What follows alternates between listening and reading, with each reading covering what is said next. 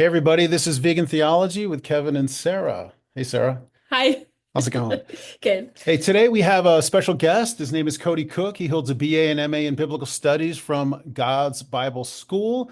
He is a regular contributor to the Libertarian Christian Institute and has authored several books, including The Pocket Anabaptist, a concise systematic theology of the radical Reformation, Christian Nationalism, a biblical response, What Belongs to Caesar? Essays on the Kingdom of God, Violence, and the State. And the book that we'll be discussing with him today, The Anarchist Anabaptist, Essays on Radical Christianity and Freedom.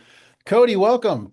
Hey, thank you so much for having me. Yes, it's so nice to meet you, Cody. Thank you for being here. Absolutely. This book, The Anarchist Anabaptist Essays on Radical Christianity and Freedom, feels so relevant and so timely right now. I know I came from the brand of Christianity where it was taught implicitly, explicitly, that to be a good Christian, one should support a political party, normally the Republican Party. At our church, we had the flag of the United States of America displayed in the sanctuary. You should either serve in the military or support the military or have someone in your family that serves in the military. And you should definitely vote.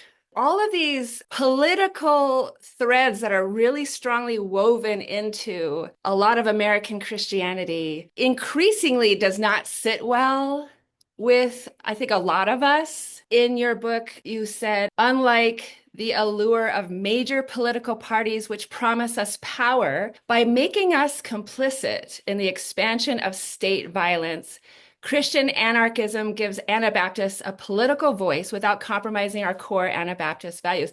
That word complicit really spoke to me. That's how I ended up feeling. I guess just speaking for myself, the whole idea of going to the polls and voting for the lesser of two evils, Yeah. not being able to have a clean conscience about voting for either choice and feeling like you're complicit in pushing this violence forward. Yeah. And then one more here. You wrote, we see people in our churches and families overcome by an addiction to politics and a desire to control their neighbors for their good.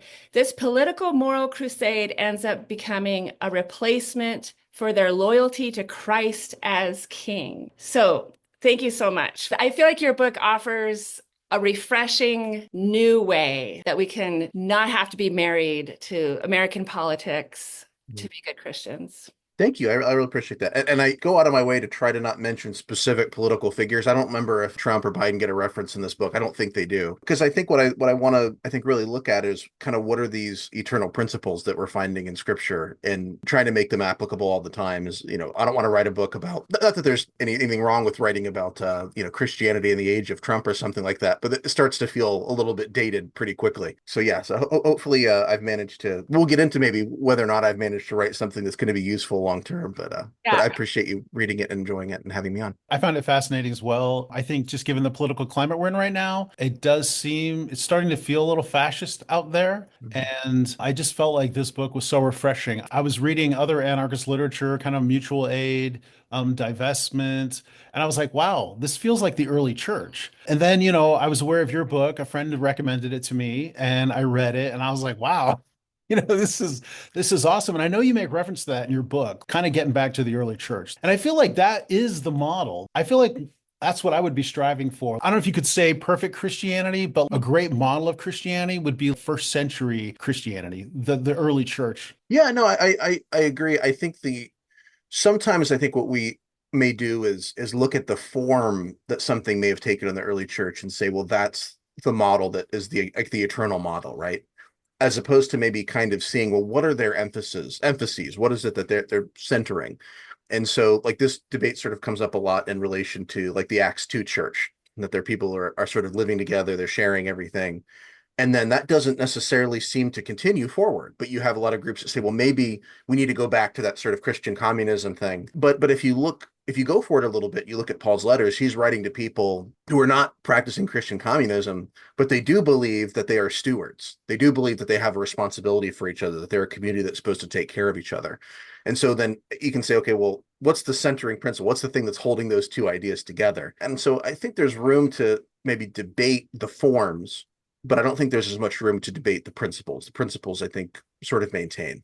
Beautiful. That's fascinating. We like that word, steward. Very much. Well, core principles. I like Yeah. it. So Yes.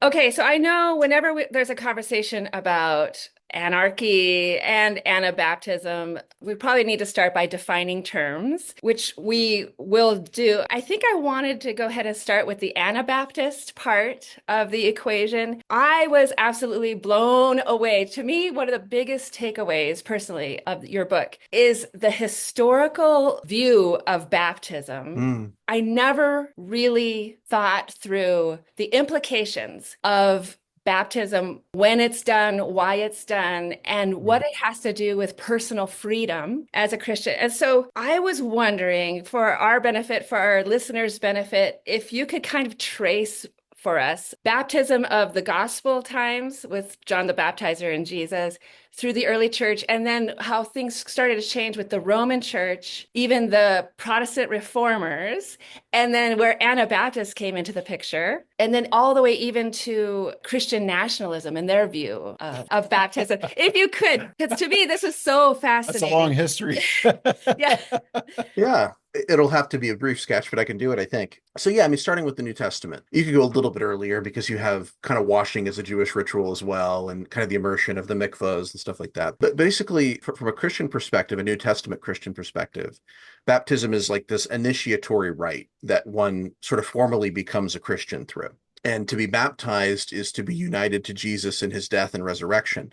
And so, Paul talks about, the sort of ideas like we go down into the water and we die as sinners and we come out resurrected as a new creation.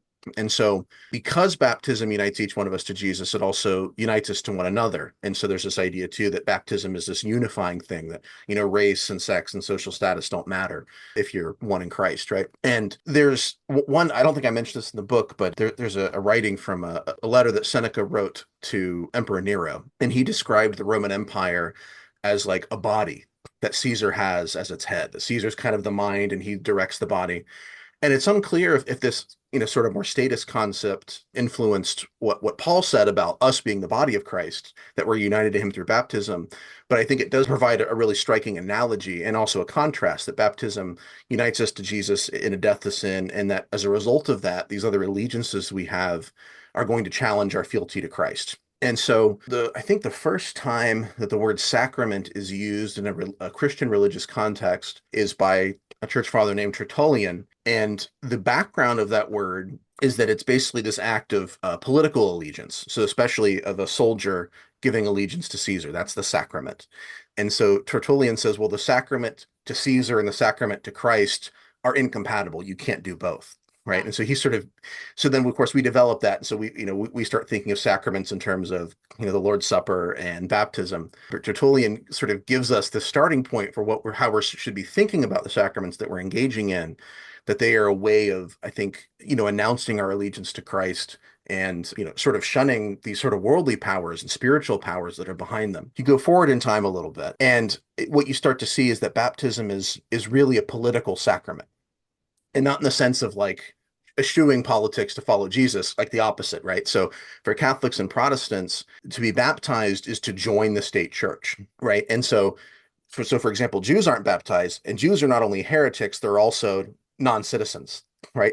And so that's the way that they're thought of in the Middle Ages, because they're not baptized into the state church. And there's also, other arguments for infant baptism. One, like Roman Catholics, for example, saw baptism as wiping away the stain of original sin, and so it's important in that regard. And this idea of adult baptism, I think when you go back and look at it, because I thought, well, maybe infant baptism starts really early. You really don't see it for a few hundred years. Even the Emperor Constantine, he waited until he was about to die to be baptized because he had this idea in his head that it was this act that sort of purified. And so if he was baptized too early, then he was going to have all the sin on his ledger, and that was going to be a problem. So he wanted to wait until he was just about dead, so he didn't have any more sins to commit. Now, Reformed Christians, Protestant Christians, they still today would sort of see infant baptism as this kind of continuity with the old covenant, that it's like circumcision, right? And so circumcision joined Jewish babies to the covenant community, not in a salvific sense, but in this sort of other sense that there's this covenant community that's not necessarily saved people, right? And so, with all due respect to my Catholic and Reformed brethren, I don't think these are the things that baptism is signifying in the New Testament. It's really a conscious decision to join yourself to Christ, to die to sin, to commit to obedient allegiance to Christ. And so, shooting forward, we can talk a little bit more about who the Anabaptists were, because I'm sure there's people still wondering. But the Anabaptists were this group of kind of radical 16th century Christians. They're part of what was called the Radical Reformation. And what made them radical was they resisted this idea of political religion. And so what they wanted to do was they were trying to restore baptism as this voluntary, sort of formalized entry point into the body of Christ. And so it had to be something that a believer did. It wasn't something you did for a baby. And so, they sort of felt like, well, if you're baptizing a baby, you're making that decision for them. You're coercing them. It's not something that they're choosing to do. They're not really signifying that they're following Jesus. And so that didn't make a lot of sense to them. And this idea of baptism is joining people to the state, which is, almost like that sort of Seneca idea, right? That you're all sort of part of this body politic. They didn't like that either. So when they rebaptized each other as adults, that meant that they were rejecting the state's authority and they were reconstituting themselves as a voluntary body with a different head, and that's Christ. And so as a result, their critics, including John Calvin, called them anarchists. And what's interesting is they did not necessarily oppose the idea of governance, but they did want to make a very sharp distinction between church and state. But because they rejected the idea of a state church, they were thought of as anarchists. Thank you. I think for me, something that I hadn't necessarily thought of, which your book brought out, was the idea that, because, you always think of the Protestant Reformation as this sense of freedom, right? Some people argue the Enlightenment started with the Protestant Reformation, and to find out that actually, the Reformers were just as status as the Catholic Church was very interesting to think about it that way. Yeah, well, when I became a Christian, it was in that sort of evangelical world. And I sort of took for granted, when Luther stood up and said, it's not, right or good to go against conscience, that he meant it, right? And so, I would, you pick up books like Fox's Book of Martyrs, and you're like, man, these Catholics were so hard on us Protestants, and we were so faithful, and they were just wanting to kill us. And then you find out, well, the Protestants were doing it to the Catholics too.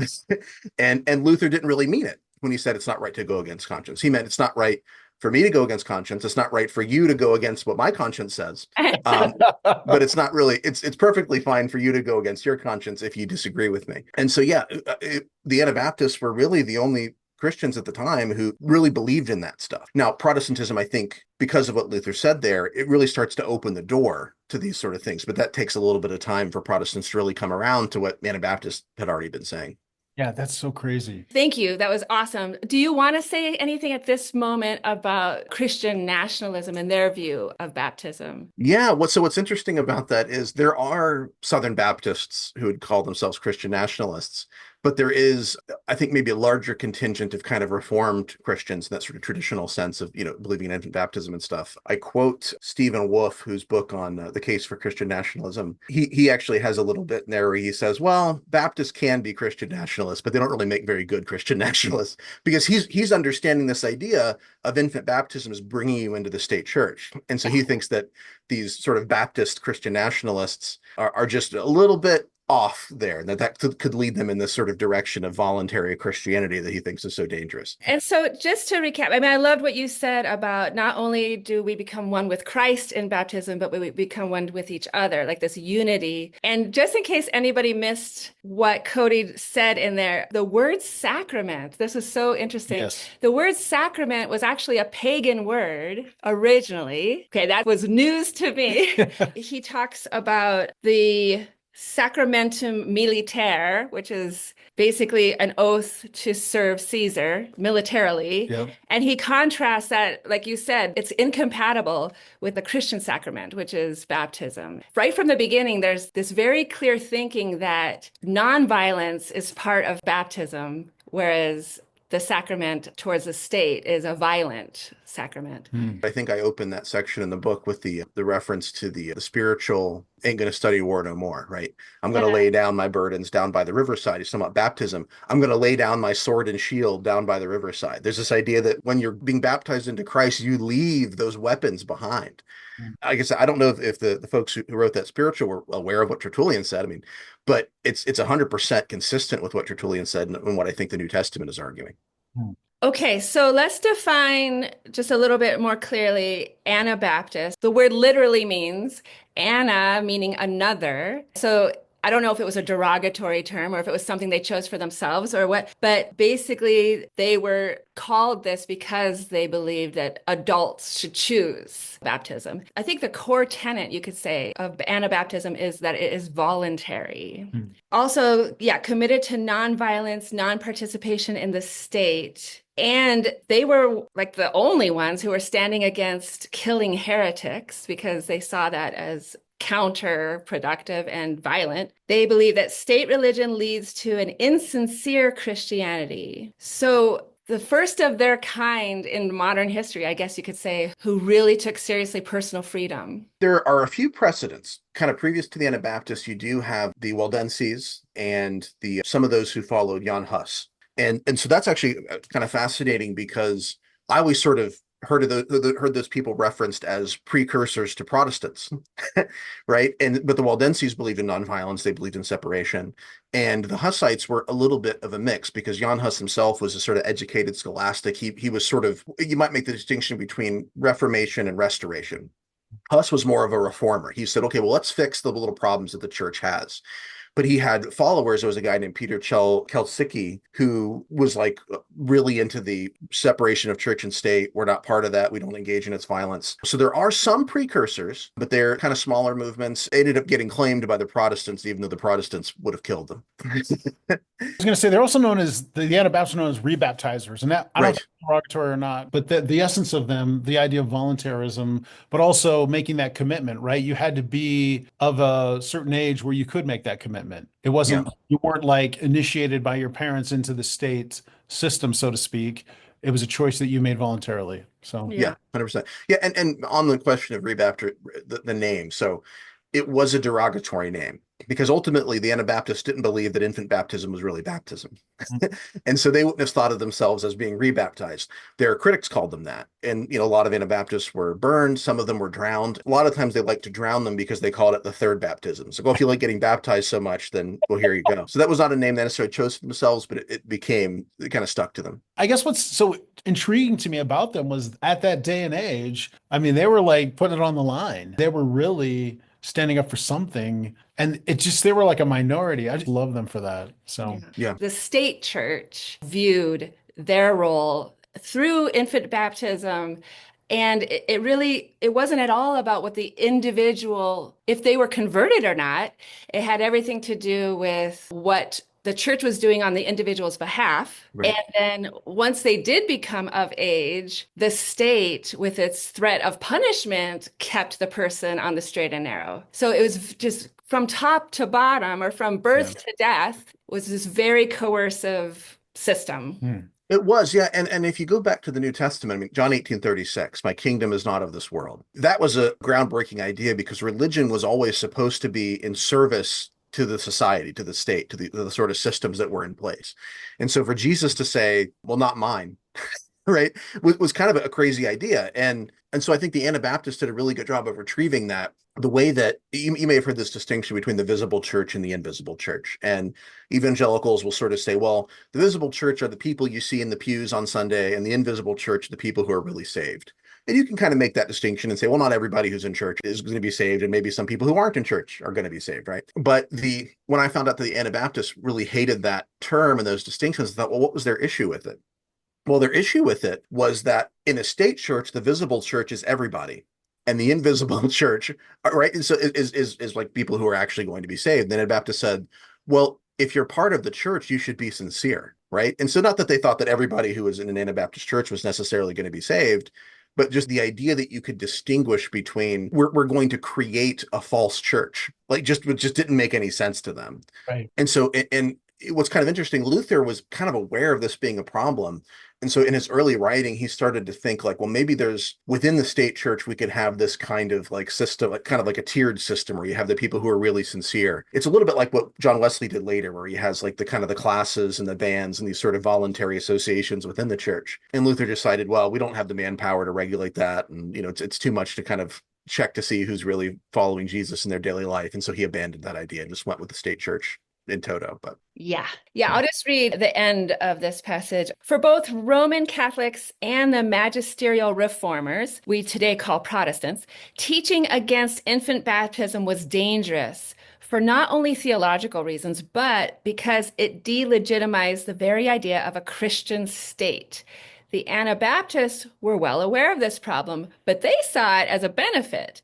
Baptism was never meant to be a statist ritual, but a sacrament that a Christian entered into willingly to separate herself from the state, from the world, and join herself to Christ. It was a conscious decision to not be beholden to the state. It's fascinating that it was like the exact opposite why they did it. But it was, yeah, personal freedom in the sense. So Yeah. kind of what we're talking about here. Yeah. Another word that we might want to bring in here is like sincerity. Because if you're not doing it by choice, you're not really doing it sincerely. You can't really separate the political aspects of what the Anabaptists are saying from that spiritual aspect of what happens after the Protestant Reformation is you have all these people trying to correct this while still staying within Protestantism. So you have like the pietists who say, okay, but shouldn't we actually be trying to follow Jesus? and pietist, you may know, is like a byword among Christian nationalists. Anytime somebody says we shouldn't be, stoning gay people or something, they're like, well, you're just a pietist. And then, the Wesleyans kind of do the same thing, right? It's like, well, we're going to stay within the movement, but how can we try to get people to really be sincere? And, I think the cool thing about the Anabaptists is they front loaded sincerity, and there are significant political consequences for that front loading. Nice. Awesome. Nice. All right, let's get to the word anarchy. Let's turn Anarchy. to anarchy. The literal meaning of the word is without leaders. Or specifically without rulers is what I might distinguish.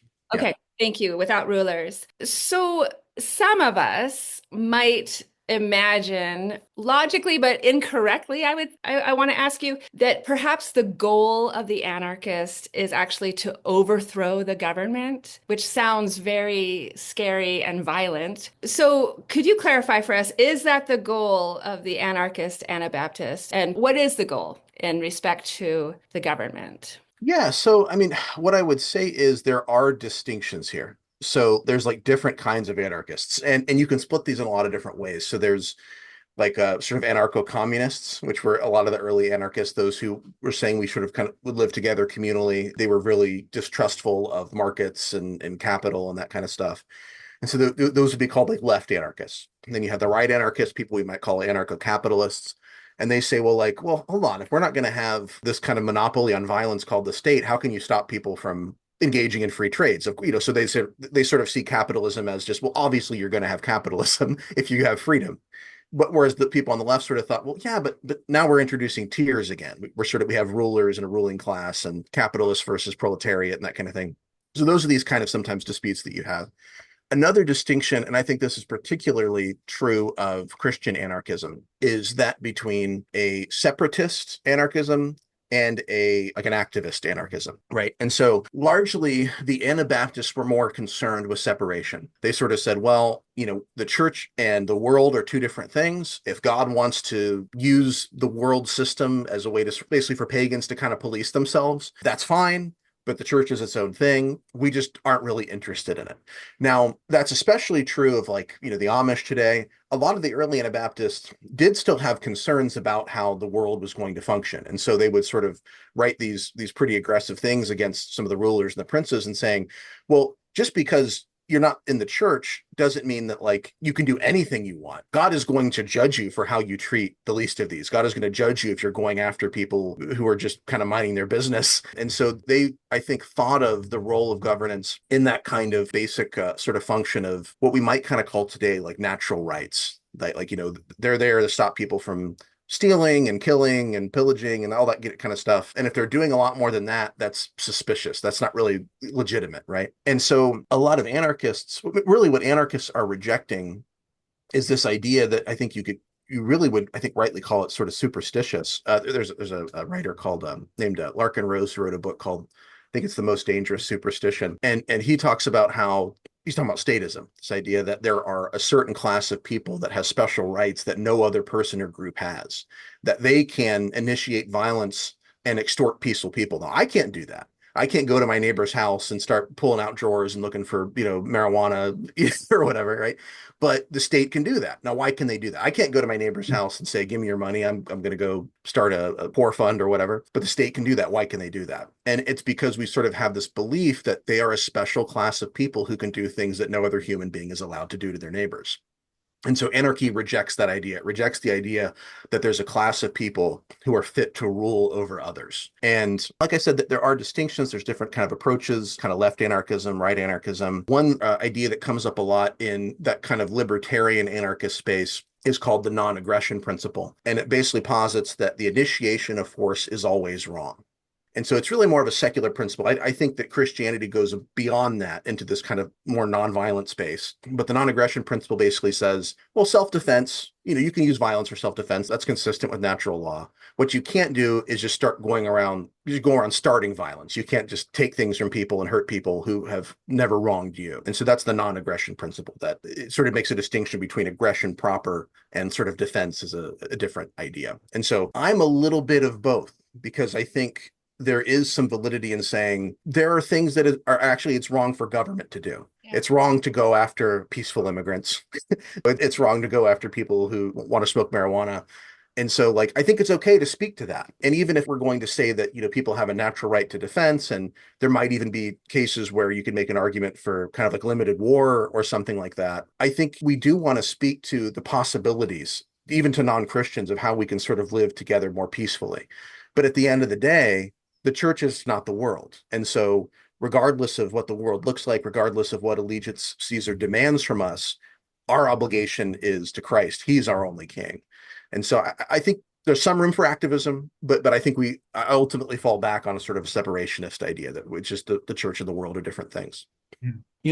I think some of the principles we work off of for our vegan theology is the idea that God intended for us to be stewards. He intended for us to live in a very peaceful kingdom, nonviolent kingdom like Eden. The way we're reading the text is that in the eternal state, it's going to be like Eden 2.0, something like that. And so it's interesting that God didn't want Israel to have a government or a king. And they kept asking for one. So finally, God made a concession and gave him a king. And I was just thinking, a lot of times when you think about gospel Christianity, somebody could make an argument that it's kind of socialist. But in fact, maybe a better argument is it's maybe more anarchist, in the sense that, we aren't really supposed to have a civil government. We are supposed to be stewards and take responsibility for God's creation and steward it appropriately as image bearers, as viceroys, as we've said, as representatives of the king, the eternal king. So it really struck me reading this. Oh, I've always maybe thought of the gospel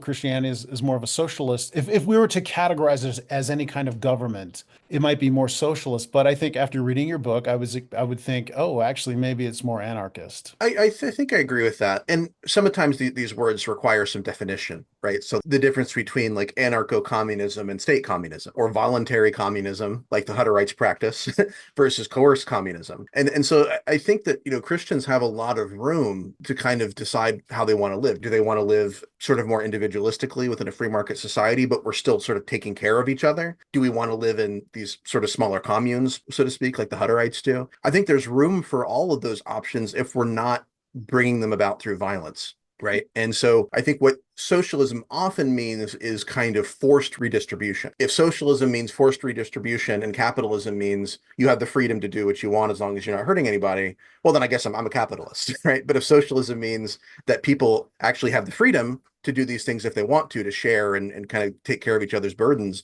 that seems very Christian to me if they're not doing it through force. Yeah. Awesome. Yeah. We've been putting out there this assumption that state equals violence. You write very convincingly in your book that the earliest Christians saw the state as inherently violent and even demonic. Do you want to say any more about how the earliest Christians saw the state? Yeah, and just as a matter of definition, I'll just sort of say the state's only tool that they really have is violence. Otherwise, it's a voluntary association, right? If they say, don't smoke pot, but we're not going to do anything if you do, that's a voluntary association. It's the violence that makes it the state. That being said, so this is something I reference a little bit, I think, in this book, but it's something I develop a little bit more in other books, including a book I wrote called Fight the Powers. And really the idea there is that Christians were aware of this relationship between spiritual forces, spiritual powers, and political powers. And it's all throughout the Old Testament. We can kind of get into, I don't know if you guys are familiar with Michael Heiser and the Deuteronomy 32 worldview, but that's something he talks about to some extent, although he doesn't give much of a political explanation for it. But it's this idea that you sort of get in the Old Testament that God chose Israel as his special people, and he gave up the nations to these other spiritual beings. And so you read about that in Deuteronomy 32, verses 8 through 9. It comes up in Psalm 82, where God is sort of sitting among the council of the Elohim, and he's chastising them for mismanaging. Right. And so Daniel 10, it comes up again, where you have this angel who comes to Daniel and says, I was being withheld because I was fighting with the prince of Persia. Right. And so he's not talking about the physical prince. He's talking about the spiritual power behind the empire of Persia. And he says, but after him, the prince of Greece will come. And so there's this sort of spiritual stuff going on in the background. And then you get to Jesus' temptation in the wilderness, and Satan says, just bow down to me and I'll give you the kingdoms. I know what you want. You want to take back the all these peoples of the world, and you want to reclaim them. Just bow down to me and I'll give them to you, because I have the power to give the kingdoms to whomever I please. Jesus doesn't deny that. He doesn't correct it. In fact, in John's gospel, he refers to Satan as the god of this world, I think 3 or 4 times. And so, and it comes up again, Paul talks about the powers and the principalities and how our weapons are not against physical people, physical beings, but these spiritual powers. Our weapons are not carnal, they're spiritual. And then you get to Revelation, and I think John really just puts it on the line, because he says, he presents Satan as the 7-headed dragon with 7 crowns on his head, which suggests ultimate authority, basically all powerful, right? And then he creates the beast, which many scholars would understand to be the Roman Empire, that he empowers the beast and brings him about. And the beast also has 7 heads, and it also has 7 crowns. And so it's sort of a mirror image of the thing that's behind him. And so there's this idea that behind the state are these spiritual powers that are behind the scenes. Now, I think you talked about Eden. There are some scholars who would say, well, how is it that these powers get this authority? Some would say, well, we gave it up because we were supposed to reign with God, and we gave it up to Satan. And so Satan now has that sort of power that we were supposed to have. And so the gospel is sort of about dethroning Satan and getting us back to be where we're supposed to be. Now, we're not all there yet, which is why Christian nationalists are jumping the shark a bit. They're getting a little ahead of themselves. Yeah. And they also, I think, have a misunderstanding of what that co-reigning looks like. They make the same mistake that John and Andrew did when they went to Jesus and said, we want to be on your sides, both on your side when you come in your kingdom. We want to sit on your left and your right. And he says, you don't understand. You want to rule like the pagans do it. You don't get it. It's like, and then, so it's not for me to give that. And then, of course, he's enthroned on the cross, and who's on his left and his right? It's the 2 criminals. Mm-hmm. And so it's through service and through sacrifice that we reign with God. And so there's 2 things that the Christian nationalists just totally miss. They miss what real power looks like in the kingdom of God, and they miss that Satan is still at work. There are still these spiritual forces that are at work. So anyway, that's a long diatribe, but hopefully that's helpful. Yes, you write, all the things which worldly power does, the waging of war, the destroying of life and property of the enemy, do not harmonize with the new life in Christ. And then in the foreword, there was a line that really jumped out at me. The gospel calls us to a different kind of power, kind of what you were just alluding to, one that's rooted in service, humility, and love. And that for us as vegan theologians, like what we read in Andrew Lindsay's book, that the human is unique in that we are to be a servant species, not lording our power over the rest of creation, but actually helping the rest of creation thrive through service. Yeah, I love all that. Yeah. And I think, that is something that we, I think, do miss is what it means to reign with Christ. And that service is ultimately what we're trying to get back to. Particularly, so this idea of being chosen, right? I mean, we see this come up in relation to the Jewish people. The Jewish people are chosen, but it's to bless humanity, right? And then incarnation is, God becoming man, but it restores the whole world. It restores humanity, and it restores everything else that comes along with it. And so, the Bible doesn't present just this sort of anthropocentric view of salvation, although that's pretty important. But, salvation isn't only about humanity. And that's why Isaiah talks about the peaceable kingdom. And so, yeah, I mean, the animals are certainly an important part of that. Yeah. And awesome. I think one of the big things from this book is the sense that the combination of Anabaptist and anarchism. If there was one word to describe anarchy in most people's minds, it would be chaos, kind of what we alluded to. But in fact, when you really look at it, it's really more about freedom. And Anabaptism is about freedom. And I feel like it's this really wonderful pairing of a religious ethic that's about freedom and a way to live your life, so to speak, in a nonviolent way that's about freedom, this pairing. And so one of the emphases of the Anabaptists was a sense of nonviolence. And I feel like this for me, reading your book, it goes nicely, it fits nicely with a vegan ethic, a vegan ethos, a vegan theology. And I think in this process, we learned that you're vegan. And so I was just wondering if you might be able to talk about that. Just maybe talk about your journey when you became vegan and how do you think about your veganism in light of your anarchist Anabaptism? Yeah, there's definitely a relationship there. We've talked about Eden a little bit. There's this, I think, idea that you get. So Jesus is, for example, is asked about divorce. And he says, well, sure, Moses allowed that, but that was never actually the goal. And so Jesus does not see the law of Moses as this kind of universal principle of all the things that God values. It's sort of a specific application, and it's also a concession. And so he says, if you want to really see what God looks like and what God wants for us, you go back to Eden.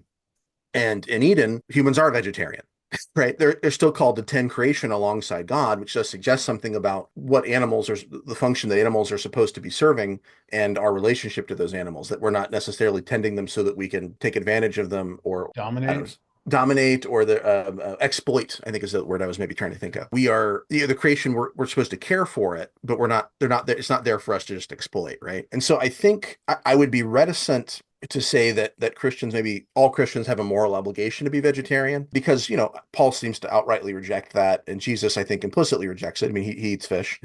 But I would say that we're called to be thoughtful and compassionate about how we treat creation. I point to the story of Balaam and Proverbs 12:10, the righteous care for the needs of their animals, but the kindest acts of the wicked are cruel. And so, how we treat animals is not just, it's not like it doesn't matter. There is a concern here about an ethic toward animals, and some people would dispute the word rights, but certainly the idea of what animals are due from us is a very biblical concern. And I would say that if we are ultimately trying to kind of point to this kind of restored Eden, I think being vegan is one really good way to do that. I do think, like I said, it's one of those things we have to be, I think, a little bit understanding when other people aren't. I don't think it's something we can exactly command, but I think it's a wonderful way to try to live out that ethos. No, I agree with you that eating meat or whatever, for all the different arguments for, Paul or whether or not Jesus ate fish. I know some people think there might be a mistranslation there. We're still going to investigate that. But, Mhm. it's a concession. I mean, throughout the history,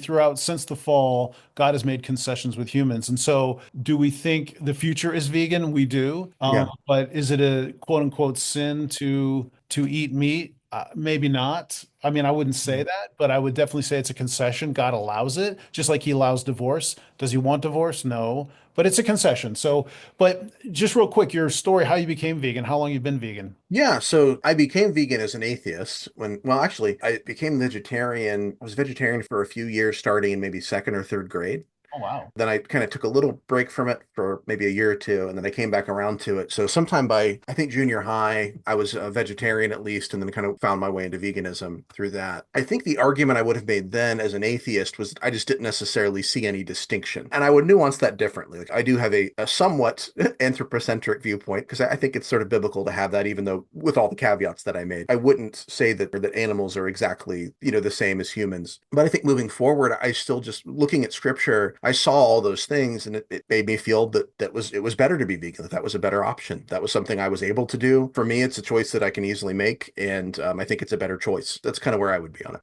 Yeah. Thank you. Yeah. Less suffering for sure. I didn't know for sure until today that you are a vegan. So that was really Mhm. exciting news. Oh yeah, thanks. I would love to talk a moment about nonviolent alternatives to war. On Mhm. page 121 of your book, you briefly explore that, I think in reference to the Civil War. You said perhaps if the state had removed its protection for this institution, and if Christians had been consistent in offering aid to runaway slaves, proclaiming the gospel's anti-slavery dimensions to slaveholders, and refusing to buy products made from slave labor, slavery would have in short order fallen away. This is a very intriguing idea that maybe there are other alternatives, less deadly, with less bloodshed and violence, alternatives to fixing the world's problems. Where my mind goes automatically is World War II. I mean, it seems like everyone holds up World War II as the one war in human history that is totally moral, totally justified. There was no way around it. We had to go, we had to stop Hitler, right? This makes me very curious. What are some nonviolent alternatives to war that maybe an Anabaptist would explore? Yeah, I mean, there's different parts here. So part of what I was saying there is kind of almost like an insight that like a libertarian anarchist might make, that because of state intervention, certain things get propped up that you wouldn't be able to prop up on their own, right? And so, but I think there's also, I mean, some Anabaptist insights here. I mean, there's a book called What About Hitler that was written by, I want to say Walter Brimlow or Robert Brimlow. He's a Catholic theologian who believes in nonviolence, and it's a great book and a difficult book in spots. The trouble with World War II is, as much as I love the outcome of getting rid of Hitler and getting rid of Nazism, it's not as if America's motivation was actually all that altruistic, right? We wanted to not be involved in it until Japan bombed us. We had an opportunity to take Jews as refugees. When I say we, I mean the government, and we didn't want them, right? And so, once there's the bombing at Pearl Harbor comes in, now the war fervor is going. And so that's the motivation. I think, looking at kind of Nazi history from the inside, what I see is there are people who resisted, but not enough, right? And so I think, more than anything, I blame the theology in Germany that contributed to people sort of saying this is okay, right? Because there were Christians there. They should have known better, and they didn't. And those who did, I mean, there's these great examples. There was is it La Chambon, Sur-Lignon? This was in France. It was an area that was controlled by the Nazis, and you had the religious leaders there working together to basically not cooperate. They were hiding people that were Jews, and they just refused to cooperate with the Nazis. And they were so winsome and so sort of morally powerful that the Nazi government had to keep sending in new people, because basically they were turning the Nazis against their own leaders. Wow. That's a wonderful example. There was an example that I referenced in a debate on nonviolence with a libertarian friend. It's a story that happened in Eastern Europe. The premise of the debate is the Bible prescribes pacifism for Christians. And so I opened with a story 1943, and there's a metropolitan, a bishop basically, named Kirill, Kyril, and he is in Plovdiv, Bulgaria, and there's these box cars loaded with thousands of Jews that are preparing to depart for Plovdiv. And so he shows up with 300 members of his church, and they stand in front of the boxcars and they try to open them up and get inside. And he actually was effective. And so I think what we've learned that I think we maybe would not have expected from the last century or so is that actually nonviolence can be incredibly effective. There's a great book out called Why Civil Resistance Works by Erica Chenoweth and Maria Stefan, and they actually provide data points on this. And they look at specifically more like civil resistance type stuff, like revolution. And they point out that there's no civil resistance that's guaranteed to work, but statistically, nonviolent civil resistance is much more effective than violent civil resistance. Wow. And they provide a lot of documentation of that. But I mean, I think we see it, with the civil rights movement and Gandhi. And I mean, this stuff actually can work very well. And the problem with the violent resistance is it works really well if you have more soldiers and they're trained better and you have more weapons. But it doesn't work very well if that's not the case. And so there's this kind of simplistic aphorism that, war doesn't determine who's right, it just determines who's left. But I think what it really determines is who is in the best position to kill. And so I think what's really important about nonviolence is that you win because you're better. You win because you're more moral, not because you have more weapons. Yeah, you said earlier in the book, you can't fight an empire without becoming like the empire. So even if you somehow could succeed militarily, have you become what you were fighting in the first? Well, real quick, I think that's a quote from Bernard Eller, who was a Church of the Brethren theologian and was an Anabaptist anarchist. And so I recommend his books as well. Yeah. What was his name again? Bernard Eller. And the name of that book is Christian Anarchy, Jesus' Primacy Over the Powers. Thank you. Okay, so in a family group text political debate recently that was getting pretty heated, one member of our family said, well, okay, do you believe in national borders or not? This was a couple months ago before I read your book. And I remember stopping in my tracks thinking, wait, as a Christian, am I committed to national borders? And so I was really excited when that came up in your book. You have a quote from Tertullian again. Like the early church father Tertullian, nothing was more entirely foreign than affairs of the state. They acknowledged one all-embracing commonwealth, the world. The rejection of tradition and national borders is reminiscent of modern Anabaptist cosmopolitans. The gospel is that there was once a people divided from itself and from God. There is now one humanity in Christ. Especially with current events, this brings to mind deportations, which, as I understand it, happen under, it seems like every president. Actually, more under Obama Yeah. than Trump, but then of course there were differences in how they applied it. Yeah. Yes, something feels even more sinister now. And so, what would an anarchist Anabaptist response to national borders, defense of national borders, or deportation of immigrants? How could we look at that differently? Yeah. Well, I'll just maybe just kind of really quickly say on kind of the differences like between Trump and Biden. There is something where I think people, because of partisanship, are going to apply their standards differently. I have kind of libertarian friends who last two times Trump was elected, they said, oh, good, the left is going to care about war again, right? because they didn't under Biden and Obama. But the big difference I think that I see with Trump, and there's a journalist named Adam Serwer who wrote a book called The Cruelty is the Point.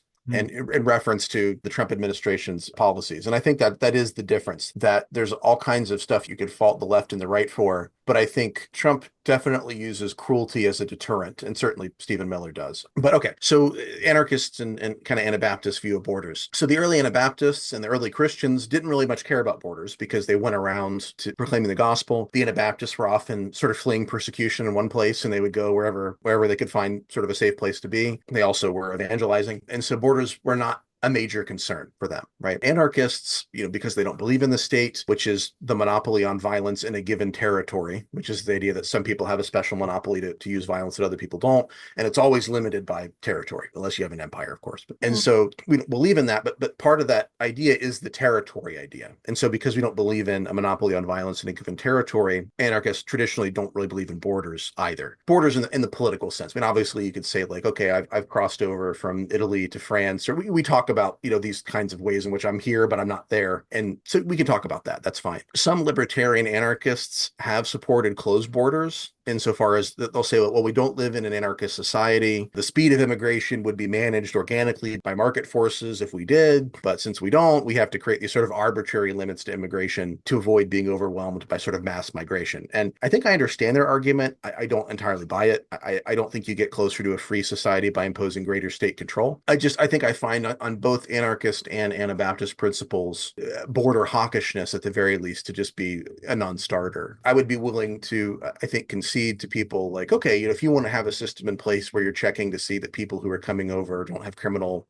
like are not like dangerous criminals, or they're not carrying, polio or something. Like I understand that. Like I could sort of make that concession. But I think just sort of this arbitrary sense of, if I am a business owner and I want to hire somebody to work for me who's from another country, that's between me and them. And I think the idea, some people say like, oh, well, you lock your doors, don't you? Well, shouldn't the government do the same thing with its doors? Is really a statist kind of like socialist kind of argument. It's the idea that the whole country is owned, right? It's not just my house. I own my house and you own your house and we have the right to do what we want with it. The whole country is owned. And because of that, the state can override what I might want to do, who I might want to hire, who I might want to have over in my house, because they actually own my house and every other house. And so I find it a very strange argument to be made by people who are so concerned about socialism and communism, the folks on the right, because it seems to betray these principles of individualism and private ownership. Yeah. Well, and your book is amazing, and all our listeners, please check out the Anarchist Anabaptist book by Cody Cook. You definitely want to check it out. It's very fascinating. But in there, you talk about free markets and you support a free market, I guess, economy. And I just want to, just for clarity's sake, we could say that capitalism, sometimes in our society, capitalism and free markets are used interchangeably. They're not quite the same thing, but I was wondering about the ethic. Let's just say we weren't living in a capitalist system, but we were living in an anarchist system, but had free markets. And I know with mutual aid, you read some anarchist literature, there's this idea that of bartering. They don't necessarily call it bartering because it's like if somebody needs something, if someone's in need, you get them what they need, and they don't necessarily have to repay you. They don't owe you. So it's not quite a barter system, but let's just say we use a free market system within a anarchist society or small society. Say we have a little commune we're running in Montana here. The guiding principles, the guiding ethics then would be the Anabaptist ethic. And I guess I was thinking about it in terms of replacing government, but is that how you're thinking about a free market anarchist economy? So people who call themselves anarcho-capitalists they would sort of say, we're just going to let everything be handled on the open market. I mean, I'm inclined to, I think, value the idea of communities kind of working together and maybe even having sort of a tradition of common law. There's some really fascinating discussion that happens along how this kind of stuff would work in an anarcho-capitalist society that's definitely worth reading. And I think that they make a much stronger case for it than you might imagine could be made. But I still have some questions and some suspicions. And so because of that, I tend to prefer to call myself like a voluntarist as opposed to like an anarcho-capitalist. Because I think what's really important is not necessarily that everything is owned privately, but that we live in a society that's voluntary. I think that's really the key idea. And I think that's what we should be pursuing. And so I won't get too much into anarcho-capitalist theory right now, but sometimes there's this problem with words because capitalism to me means free markets. Now, some other people would say, capitalism is the profit principle or exploitation. It's like, well, we've always had exploitation. So have we always had capitalism? Well, not really. Capitalism is kind of a new idea. And you've seen some people say that capitalism is the reason we had slavery in the South in the United States, but not if you ask the pro-slavery theorists at the time, guys like George Fitzhugh, who saw capitalism as this incredible danger to the South because capitalism argued that everybody was equal. And in the South, they wanted to have exploitation. They wanted to have certain people who are meant to be this and other people who are meant to be that. And capitalism was about voluntary relationships, right? Now, once again, it also depends on how you're defining the term because it's been defined to mean things that I would not support. But if we're talking about free markets, I think that's a perfectly wonderful thing. I feel like there was another question there that I should have addressed. And I don't know that I did. The sense of abuse. Like, so some would say, government regulates over capitalizing things or like the exploitation, monopolies or whatever. In lieu of a government regulation, would there be an Anabaptist ethic that would regulate those free markets? I was actually just thinking of an article that I might want to write on this subject. I was asked by the Libertarian Christian Institute where I work. They sort of put out a call for stuff on AI. And I was like, I don't know if I have anything to write about AI. And then I started sort of thinking in terms of the way in which Anabaptism provides this opportunity for people to say, like, I was starting from like an anarchist Anabaptist assumption, free markets are fine. People can do what they want if they're not hurting somebody else. Well, does that mean that I have to participate in it? And sometimes I think what happens with people who want to argue about how great free markets are is they sort of forget the fact that we can actually choose to abstain when we don't think it's helpful. And I think, the Amish do that, the Hutterites do that. It's not like they don't ever do business with the outside world, but they make choices as communities about when they think that that's going to be helpful and when they think that that's not helpful. And so I think that Anabaptists do provide us sort of an opportunity to say, here's where we may engage, here's where we may disengage. And I think ultimately markets are more responsive to the kinds of concerns that you're raising than I think governments often are. If I want ethical cocoa or whatever, I can try to petition the government to get that done or create some sort of law or regulation. And, maybe I'll get enough votes that'll happen. Maybe I won't. But if I'm get enough people together and we can say this is really important to us, the market will actually respond to that. And I think another thing that's really beneficial about the market is it creates more choices as well. So that if I want a blue tie and you want a red tie, we can do that. But if I want Joe Biden to be president, you want Donald Trump to be president, we can't both do that. And so the state is always, I think, about sort of losers, whereas I think markets are really about everybody having an opportunity to get what they want. So can we, I think, kind of respond to these market things? I mean, I think, yes. I mean, looking at Wilberforce, he was a politician, but he also founded a lot of these voluntary societies about the ethical treatment of animals and sort of these anti-slavery sort of societies where they were engaging in boycotts on products that were made with slave labor. So I do think we have lots of different ways to kind of respond to these things without necessarily getting the state involved. That being said, I think it's perfectly legitimate for whatever kind of form of governance we have to address those rights violation type things, those aggression type things. I think that's the legitimate role for government. I've been hearing about legislation or proposed legislation where, yeah, not even proposed, like past legislation that is making it illegal to boycott Oh gosh, certain things. I've heard about that. Yeah. Our most powerful nonviolent option as citizens is being criminalized. Sounds fascist. Could you maybe give us some more information about practical application, how we can lean into this way of being? Yeah, this is actually something I've been thinking about a lot lately because, I live in a small town. I don't have a lot of Anabaptists near me. I'm not part of a Hutterite commune or anything like that. But I'd like to think about ways to do this better. And there's all kinds of ways that can be done. I think churches are I think some of the best places where that can happen. Even churches that aren't really necessarily Anabaptists. There's a lot of evangelical churches that pull funds to kind of help people who are in need. And I think that's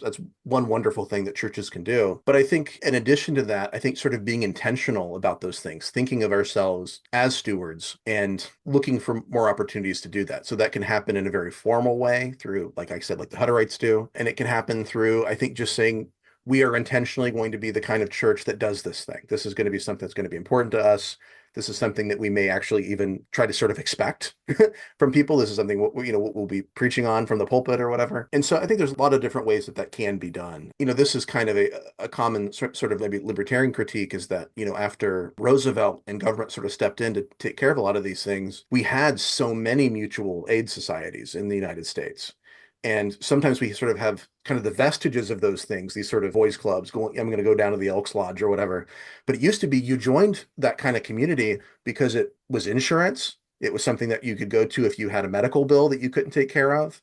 It was something that you went to if you couldn't afford groceries that week. And all these sort of men, a lot of times men, but not just men, would join these kind of organizations because it was meant to be not just something you did to get away from your wife and smoke cigars or whatever. It was a voluntary aid society. You would go to these places to manage your needs. The downside of very well-intentioned things like creating a government program for all this stuff is we've depersonalized aid. It's no longer something that we're doing voluntarily. It's no longer something that we're sort of doing together.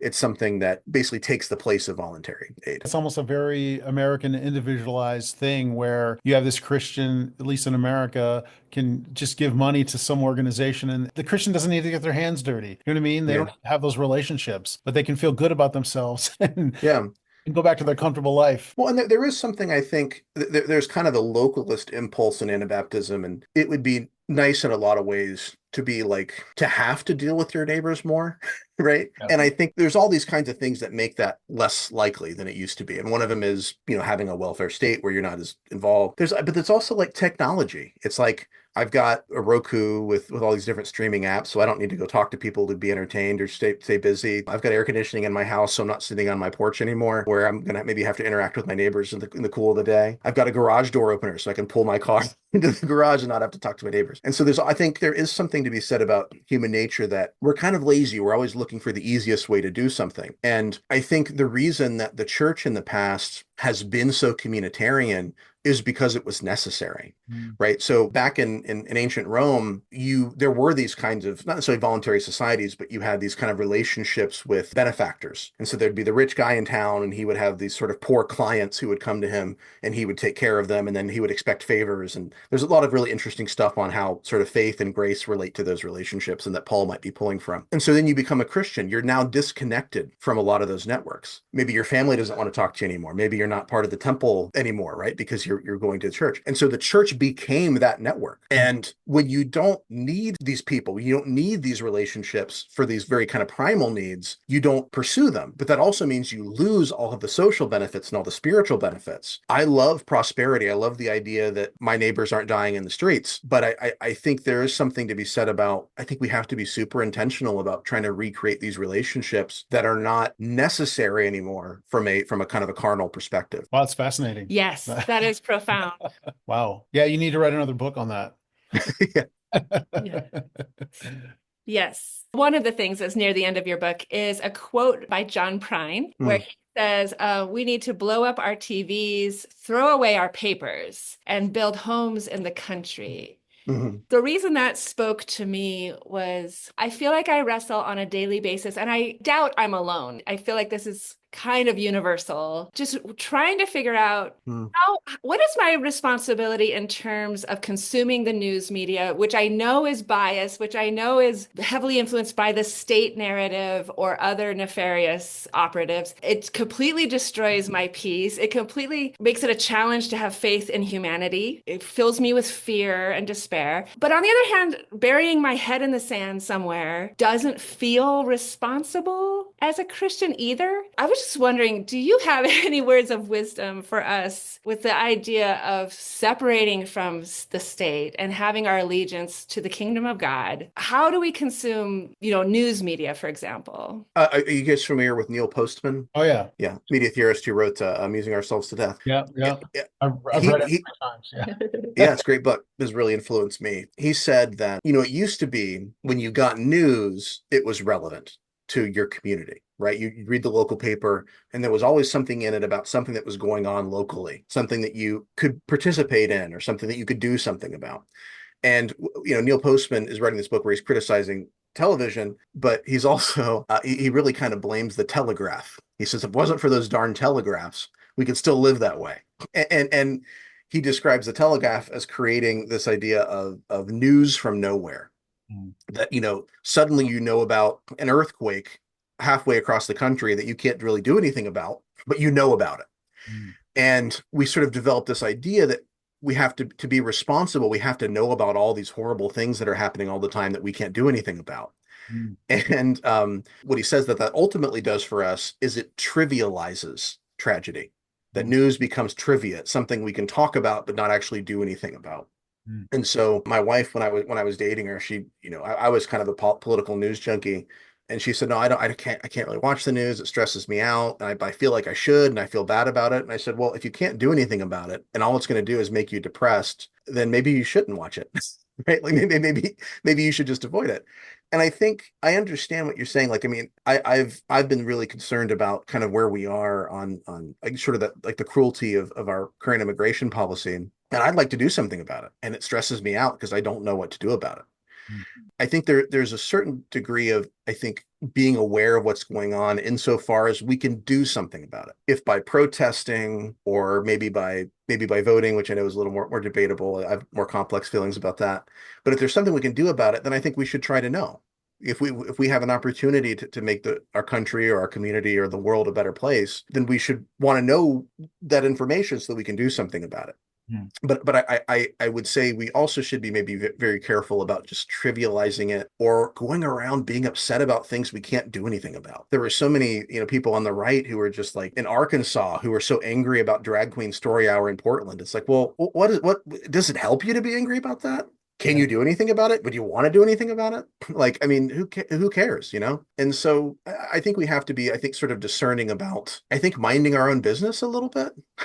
Like if this is something I can't impact, then why am I letting myself be so angered or sad or upset about it? So I don't know how helpful that is. Maybe it's a slight cop out, but that's kind of where I've landed on it. No, it makes a lot of sense. Thank Yeah. you so much. Yeah, it's been a while since we read Postman. Should pick that book up again. But Yeah. Yeah. yeah. Postman's always a great read. Yeah, yeah. Well, Cody, we do appreciate your time, and we've appreciated this conversation. For our listeners, again, check out Cody Cook's The Anarchist Anabaptist, Essays on Radical Christianity and Freedom. Seriously, this has been quite engaging. Your book is very engaging, very interesting, very insightful, and also very accessible. It's a yeah. fairly quick Mm. read. So yeah, definitely grab it and check it out. Yeah, Thank you, guys. yeah, thank you for your time. Really appreciate you. Thank you. So nice to meet you. Bye. Bye.